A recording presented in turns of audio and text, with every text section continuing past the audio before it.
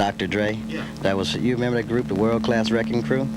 Yeah. That wore lipstick, stick lace, biker shorts, and ruffles, eyeliner. Oh yeah. Yeah, if you go look back to his old albums before, where he did songs like The Cabbage Patch, The Fly, He's Bionic, Dr. Dre, and you look back at him in his doctor suit, you could tell where he originally came from. See, if you look back at me, when my beginning, I did the Boys in the Hood. So I was cruising down the street in my 6'4". So it's 93 now, and Dre is all of a sudden cruising down the street in his 6'4" now. So I figured he like a 93 wannabe. Because back then, he did all this Cabbage Patch stuff and dancing and wore the lipstick, the doctor outfits with the stethoscope, and did all this techno music. He was never really from the streets. Ice Cube won't pump it up. I got all suckers 100 miles and running. I'd like to give a shout out to the DLC. Y'all can't play. Yeah, we could do an N.W.A. Reunion album if it's on Death Row. Death Row. Without Easy. Without It's Eazy. It's called N.W.E. You know? Without Easy.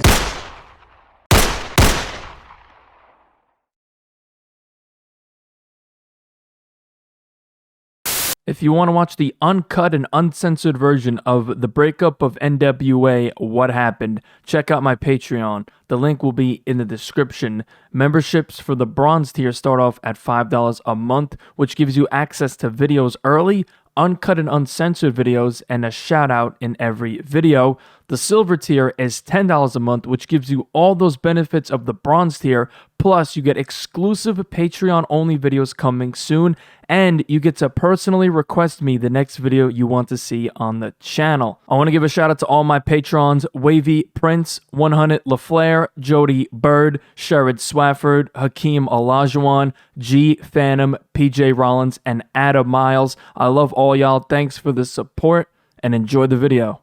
In the late 1980s, a street gangster in Compton by the name of Eric Wright was hustling throughout the city. Eric wanted to make a legit living to leave the gang life behind him after his cousin was shot and killed, so he decided to pursue music. Around this time, hip-hop was on the rise, with the likes of Run DMC, LL Cool J, and the Beastie Boys being at the top of the game. During this time, a guy named Jerry Heller was managing acts in the LA hip-hop scene. He managed a rap trio called CIA, which consisted of rappers KD, Sir Jinx, and Ice Cube. Heller also managed an electro group called World Class Wrecking Crew, which consisted of Shakespeare, Dr. Rock, Clientele, DJ Alonzo Williams, Mona Lisa, DJ Yella, and of course, Dr. Dre. In 1985, the World Class Wrecking Crew dropped their debut studio album, World Class, followed up by their second studio album in 1986 called Wrapped in Romance. During this time, Eric would eventually meet with Jerry Heller to form his record label, Ruthless Records,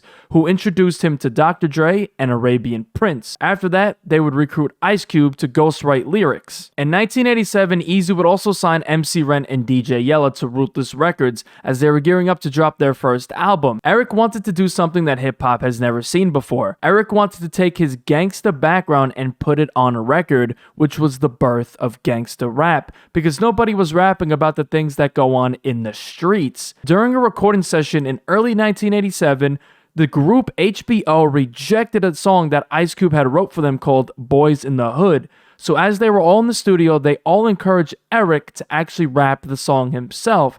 Now, Eric had no intentions on being a rapper at all. He was just the founder of the record company. That night, Eric recorded the track Boys in the Hood, adopting the rap name Eazy-E, and on March 3rd, 1987, the track was officially released. After that, Eazy-E, Ice Cube, Dr. Dre, DJ Yella, MC Ren, and Arabian Prince would get together to form the group known as N.W.A. Later that year, on November 6, 1987, N.W.A. dropped their compilation album called N.W.A. and the Posse, which would eventually go on to be certified gold. N.W.A. followed up with their official debut studio album, Straight Outta Compton, on August 8, 1988, and this is where the controversy began. The song F*** the Police stirred a lot of attention from news outlets and even the FBI, who even gave them a warning, and this is where the world's most dangerous group moniker was born. This album went on to be over 3 times platinum and is regarded as one of the most impactful albums to date. During this time, Eazy-E was clearly the star of N.W.A,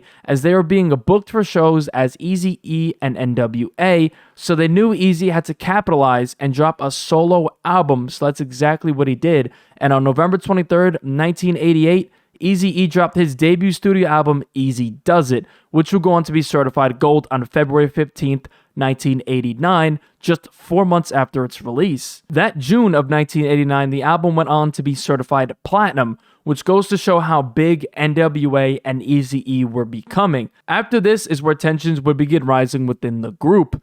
Later that year, in December 1989, Ice Cube left the group over royalty disputes. After he wrote a majority of the songs on Straight Outta Compton, he felt he wasn't getting his fair share of profits, especially after only receiving $32,000 for writing most of Eazy-E's debut album. Ice Cube would go on to sue Jerry Heller, and the lawsuit was settled out of court.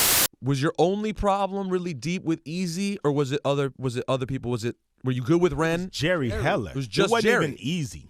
You know, I felt Eazy didn't know the business enough. You know, this is how I felt, because I remember him coming into it. He came in, you know, kind of wide-eyed. What do we do? You know, I'm ready to do this. You know, so I felt like he wasn't savvy enough to pull this without Jerry Heller's, you know, coaxing and you know, showing him how to make it happen the way Jerry wanted it to happen. So I was just mad at that dude because he wouldn't give me my contract. You know, I just wanted, let me see it. Let me take it to my people.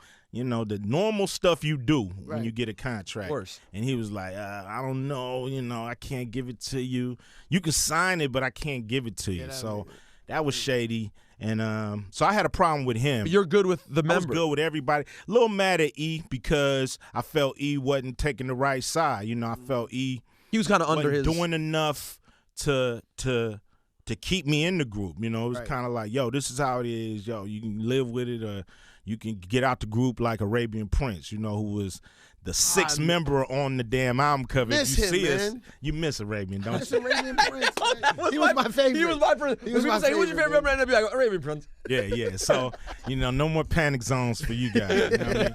Anyway, you know, he had left, and basically he was like, yo, you know, you can go out and be a flop like Arabian Prince. You know, that was his exact quotes, you know, and I was like, damn, that ain't going to happen, bruh. You know, so then that's kind of when that went sour. But me and Ren was tight, me and Yella, me and Dre.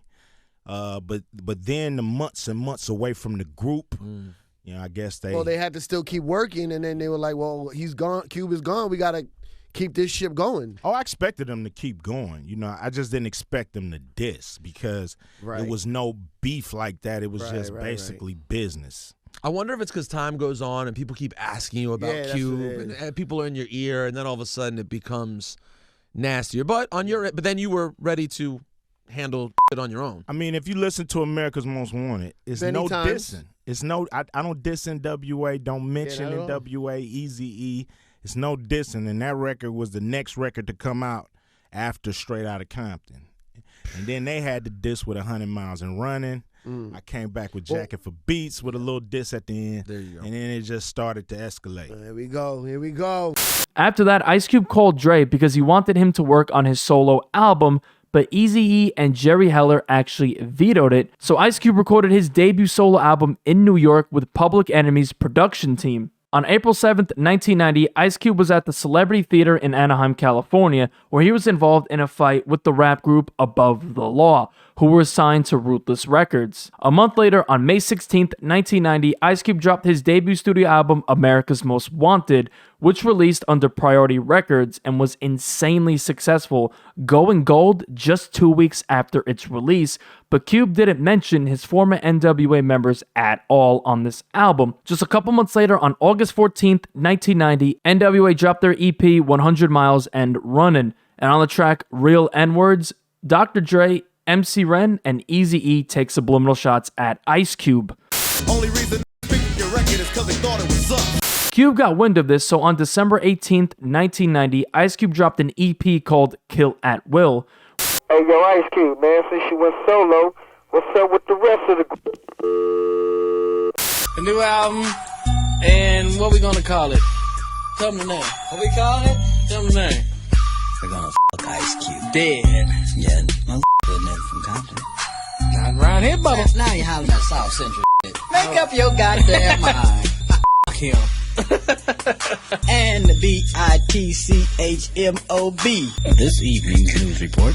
Ice Cube has been reported to have his stomach pumped for 5 ounces of semen. Cube would also start dissing N.W.A. during interviews, so N.W.A. clapped back on May 28th, 1991 when they dropped their second studio album, N-Words for Life, and on a couple of the tracks, they diss Ice Cube. It started off on the track, Always Into Something.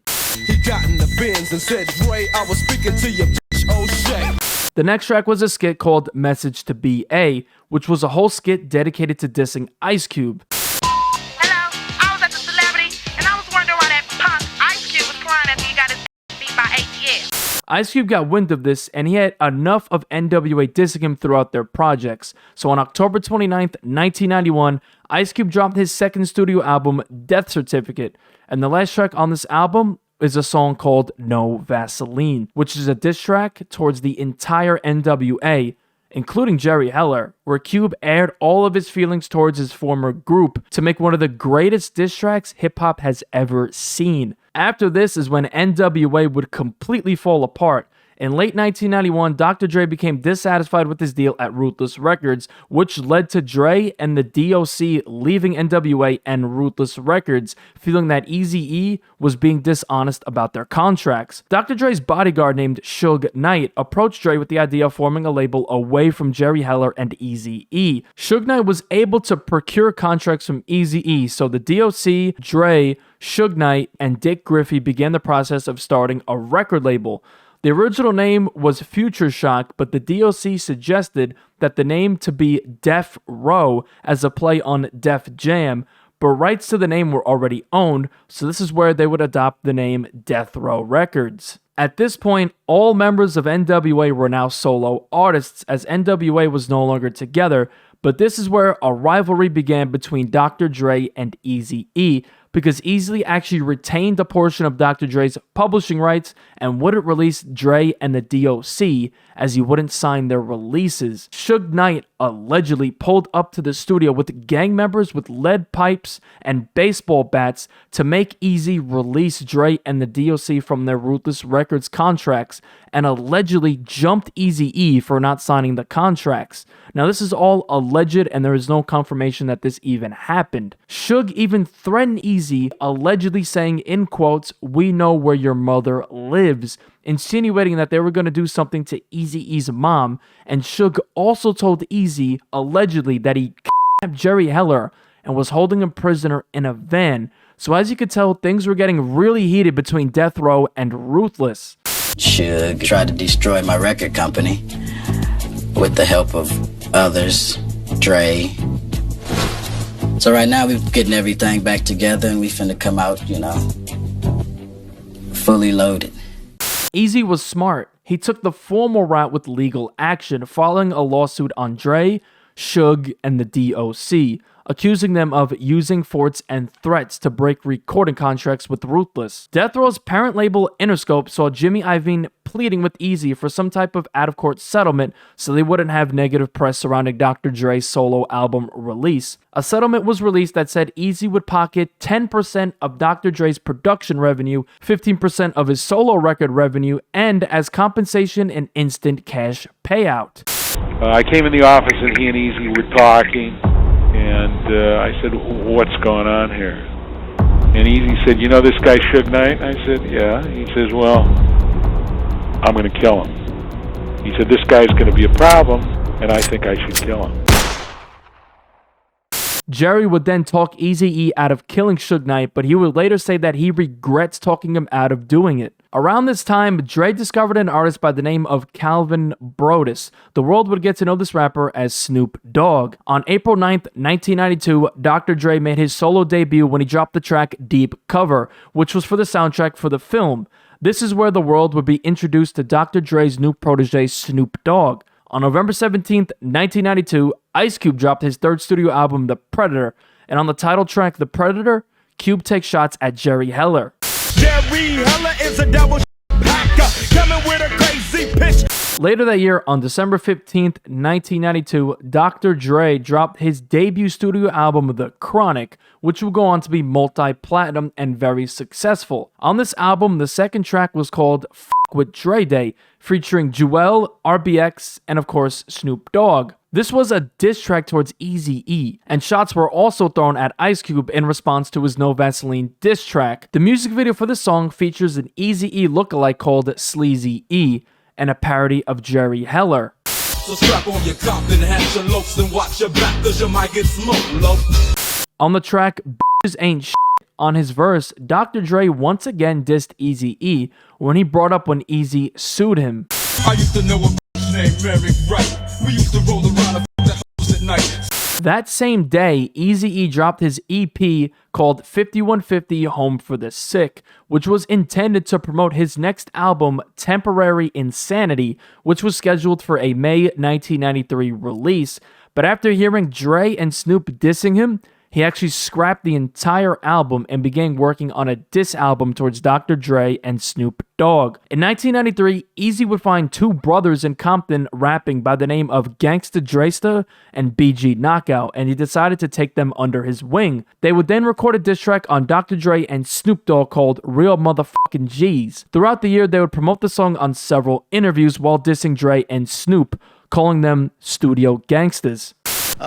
What about your group? Look like everybody from your group, N.W.A, has now become single artists themselves and pretty big. Are you still friends with your group? A couple of them. Ice Cube, MC Ren, and Yella. Okay, what about the other one? Who? I don't know what you're talking about. All right. Okay. Remember the guy that was Dr. Dre? Yeah. That was, you remember that group, the World Class Wrecking Crew? Yeah. That wore lipstick, stick lace, biker shorts, and, you know, ruffles, eyeliner. Oh, yeah? Yeah, if you go look back like to his old albums before where he did songs like The Cabbage Patch, The Fly, He's Bionic, Dr. Dre, and you look back at him in his doctor suit, you could tell where he originally came from. See, if you look back at me, you could, when my beginning, I did the Boys in the Hood. So I was cruising down the street in my 6'4". So it's 93 now, and Dre is all of a sudden cruising down the street in his 6'4" now. So I figured he like a 93 wannabe.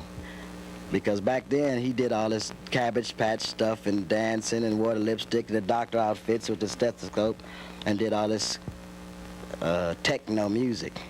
He was never really from the streets. And I figured, like, what he talking about? He said he's got a song I call G Thing.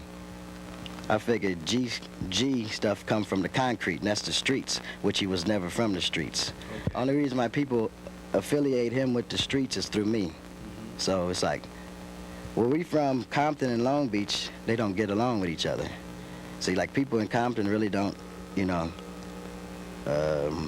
claim Dre as being from Compton, and they don't claim Snoop from being from Long Beach. So it's like, it's still a whole little gimmick he got. It's not real. Well, at least you put the word Compton on the map, the city of Compton on the map. Right. Yeah. Okay. Now, did you ever at one time, you had Dre on your label at one time? Or was he with you? He was in N.W.A. Okay. And he was a producer. Okay. For Ruthless Records. All right. So Snoop Dogg was never with you? No, he was never with me. I noticed you're very short on those two names. You have very little to say. I can talk about them all day. I mean, you know, I make money from Dre and Snoop, so it don't matter. Okay. It's all good. Have you and Dre have ran into each other on one-on-one? Yeah, Dre stays right around the corner from me, but when he sees me, he ducks his head because he's scared to face me.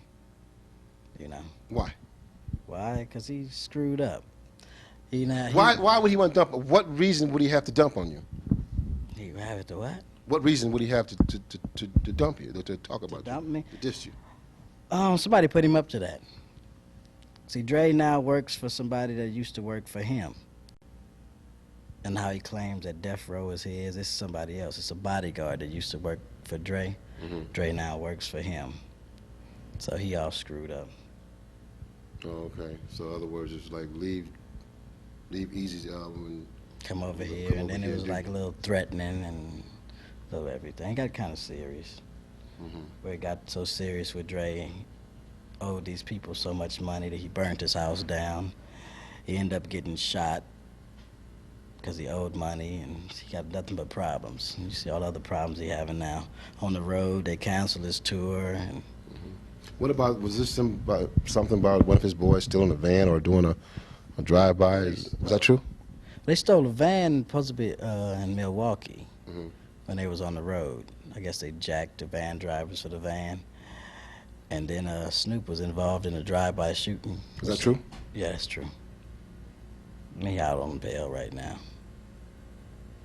But hey, good luck, brother. What is that going to do to our to the fans that love you and that look up, not that love the rap music? How do you think they take things like that? As far as their heroes or their idols doing drive-bys, hijacking. A lot of people out here take it, but people out there know how he really was. He was a dancer. Now he's trying to live a fantasy of stuff that he rap about. And I don't know, they think he's perpetrating, really, or trying to be hard, or trying to live up to everything that they're talking about, basically. Right. But out here, I don't know. The new single, it's called Real Compton City G's. It's all about, I'll let them explain, It's all about real from Compton and putting all them niggas that's claiming they from Compton out the picture because they really ain't from Compton. That's right. You know what I'm saying? Just setting the record straight. Basically, it's talking about Dre for hollering that he's a real Compton City G. And he was from a world-class wrecking crew and everything. We're talking about studio gangsters. That's right. That's what we basically talking about. Busters. And he got the whole world fooled like he's some hardcore gangster from the streets and they ain't never stomped on no Compton concrete. That's right. Go pick the EP up and check the back of the EP out. Y'all check it out. See how my man was looking a few years ago. That's right. Check him out with the Wrecking Crew. Lipstick and Lace. But anyway, that's basically what we talking about.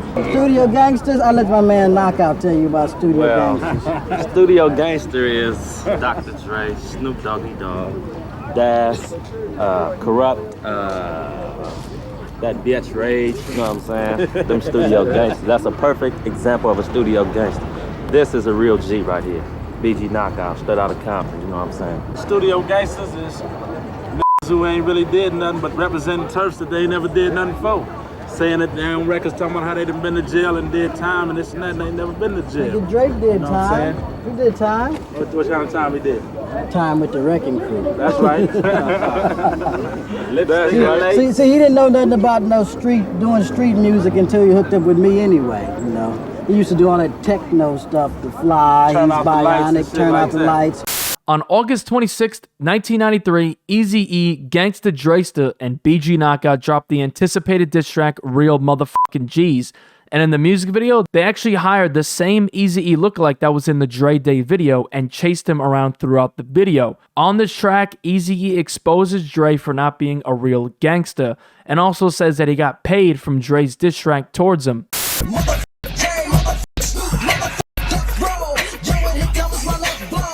A couple months later, in October 1993, Eazy-E dropped his EP, It's On, which was dedicated to dissing Dr. Dre. The cover of the EP is Eazy pouring a 40 for Dre, signifying his death. On the inside cover is a fake newspaper article which has an old picture of Dr. Dre from when he was a part of the world-class Wrecking Crew. And on top, it says that Dre died the day the EP dropped. Hey, Mr. Prankster, story gangsta, back in 86, you wore the pumps and mascara. That same month, the music video for Dr. Dre's song Let Me Ride dropped, in which Ice Cube actually made a cameo appearance, so it appeared that Dre and Cube were on good terms. The next month, on November 23rd, 1993, Snoop Dogg dropped his debut studio album, Doggy Style, and on two of the tracks, he takes shots at Eazy-E. First on the skit, W, where he refers to him as Easy Dick. Hey, don't forget about my homeboy Easy Dick and the jack off out. And the next diss being on the skit called House Party. He found low riding all of a sudden. I mean, he never did this stuff in his life, never. Now he's a hardcore G from the streets, which from N.W.A. he never tried to be so hard.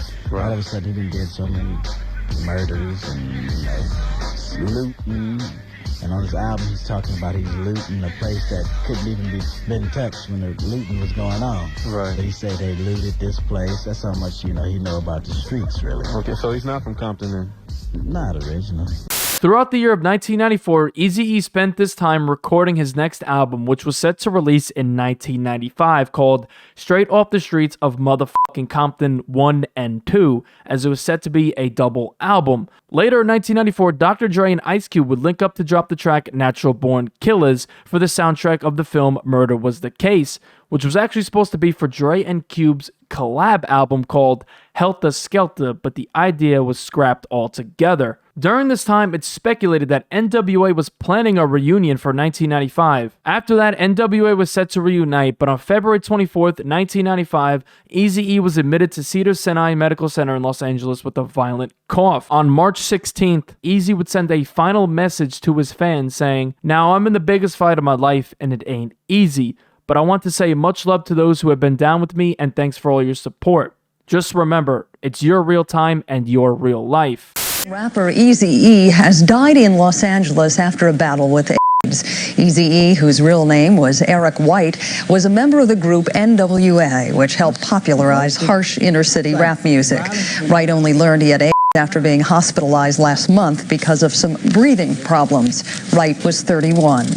On March 26, 1995, Eazy-E tragically passed away from AIDS-induced pneumonia just 1 month after his diagnosis. On April 7, 1995, he was buried at Rolls Hills Memorial Park in Whittier, California. He was buried in a gold casket and was dressed in a flannel shirt, jeans, and his Compton hat. At the 1995 Source Awards, Dr. Dre and Ice Cube won Video of the Year for their song Natural Born Killers, and when Dre went to accept his award, during his speech, he showed love to Eazy-E. Peace to everybody from the death row camp. Also gotta say, peace to the family and children of Eazy-E. 10 months later, on January 30th, 1996, Eazy-E's posthumous album Straight Off the Streets of Muthaphuckkin Compton released. Eazy had a track with his former N.W.A member MC Ren, as Ren decided to do the song after Eazy died. But Eazy also had songs where he dissed Dr. Dre and Snoop Dogg. It starts off on the track Old School Shit, where Dresta, BG Knockout, and Eazy send shots at Dre and Snoop. Wanna be like me, be a G like me, but I'm the made a G out of G out easy. I was the captain, played with my sidekick. The track What Would You Do is a full-blown death row diss track where Eazy-E disses Dr. Dre, Snoop Dogg, Suge Knight, Daz, and Corrupt. The hook of the song is a spin-off of the Dog Pound song What Would You Do, as they threaten to come to Snoop Dogg's house. At the end of the track, Eazy has a terrifying skit of him actually pulling up to Snoop Dogg's house and shooting it up. Now I would take out Sugar Snoop down the road, since Dre is a slap that. A couple years later, on June 30th, 1998, MC Ren dropped his third studio album, Ruthless for Life, and on this album is a track called Coming After You with Ice Cube. On November 16th, 1999, Dr. Dre dropped his second studio album, 2001, and on the track What's the Difference?, he pays tribute to Eazy-E, saying that he misses him. A couple years later, on March 26, 2002, the 7-year anniversary of Eazy-E's death, his posthumous EP, Impact of a Legend, released. And on a couple of the tracks, he sent shots at Dre and Snoop. Now what the is worse than one punk guy? Two punk set him up and get the picture. One's a fucking fag from the days and one's a buster. The track Switches, Eazy does a play on Dr. Dre and Snoop Dogg's hit song Nothing But a G-Thang. After that, nothing really happened for a while, but fast forward to February 1st, 2011, Dr. Dre dropped his single I Need a Doctor with Eminem and Skylar Grey. On his verse, Dre reminisces on N.W.A. With the friends, some of them I put on, but they just left. They said they was riding to the death, but where the f*** are they now that I need them? Fast forward 4 years later in 2015, the movie Straight Outta Compton came out and was a massive success. Upon the movie releasing, we actually saw N.W.A have a reunion performance at BET Experience. This would be followed with another reunion performance at Coachella 2016 the next year. In 2016, N.W.A would be inducted to the Rock and Roll Hall of Fame, and they got together to give their acceptance speeches at the induction ceremony. N.W.A is arguably the greatest rap group of all time. The impact they had on hip-hop will live on forever. Even though they had their differences, they managed to reunite in the end of it all. Before the ending of this video, I want to give an RIP to the godfather of gangsta rap, Eric Wright, otherwise known as Eazy-E. You changed rap music as we know it forever, and your legacy will never die.